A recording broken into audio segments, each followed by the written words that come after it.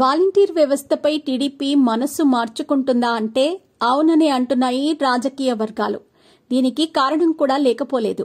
ఏపీలో ఎన్డీఏ ప్రభుత్వం అధికారంలోకి వచ్చిన దగ్గర నుంచి కూడా వాలంటీర్ వ్యవస్థపై నేతలు రోజుకో మాట మాట్లాడుతున్నారు. 2019 ఎన్నికల్లో వైసీపీ విజయం సాధించగానే వాలంటీర్ వ్యవస్థను తీసుకొచ్చిన సంగతి తెలిసిందే. ఇటీవల జరిగిన ఎన్నికల్లో వాలంటీర్ల వ్యవస్థపై పెద్ద యుద్దమే నడిచింది. టీడీపీ అధికారంలోకి వస్తే వాలంటీర్లను తొలగిస్తారంటూ వైసీపీ నేతలు పెద్ద ఎత్తున ప్రచారం చేశారు. వారికి టీడీపీ నేతలు సైతం గట్టిగానే కౌంటర్ ఇచ్చారు. తాము అధికారంలోకి రాగానే వాలంటీర్లకు గౌరవ వేతనం 10,000 రూపాయలు చేస్తామని టీడీపీ అధినేత హామీ ఇచ్చారు. అయినప్పటికీ కూడా కొందరు వాలంటీర్లు వైసీపీకి మద్దతుగా రాజీనామా చేశారు. అయితే ఇప్పుడు వాలంటీర్ల నుంచి తప్పించుకోవటానికి టీడీపీ ప్రభుత్వం సాకులు వెతుకుతున్నట్టు కనిపిస్తోంది. గ్రామానికి కేవలం 5 మంది వాలంటీర్లను మాత్రమే తీసుకునే యోచనలో ప్రభుత్వం ఉందనే ప్రచారం జరుగుతోంది.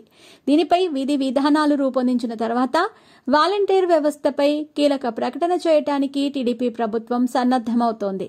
ఇటువంటి సమయంలో ఆంధ్రప్రదేశ్ రాష్ట్ర సర్పంచుల సంఘం కీలక నిర్ణయం తీసుకుంది. గత ప్రభుత్వ హయాంలో తీసుకొచ్చిన వాలంటీర్ వ్యవస్థను రద్దు చేయాలని సర్పంచుల సంఘం తీర్మానించింది.